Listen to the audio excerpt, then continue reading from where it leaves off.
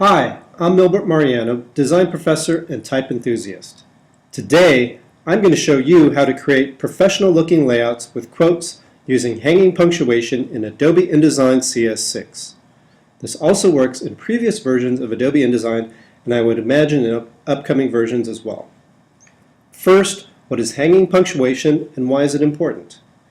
Hanging punctuation is when slight adjustments of the margin creates a more visually appealing and uniform look of the edge of type that is justified on the left, especially when you use large quotes, for example, as you see here.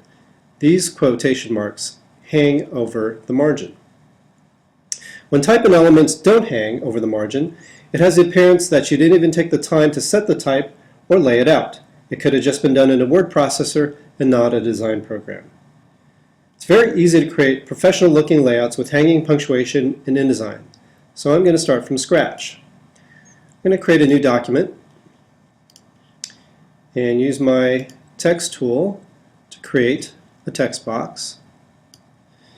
And I'm going to paste in a quote that I have in my memory.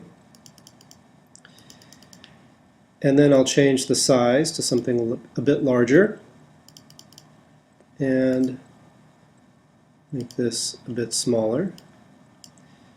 And I'll change my typeface, and I'll change the name of Leonardo da Vinci to Times Italic. Then you select the text you want to apply your hanging punctuation to, like I have here, and then you go to the Type menu and then to Story. This brings up the Story panel, and then you select Optical Margin Alignment checkbox.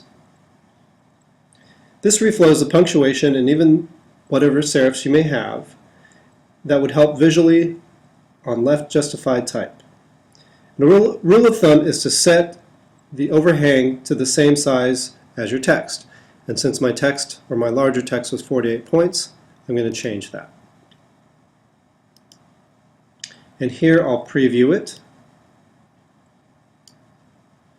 And there you have it.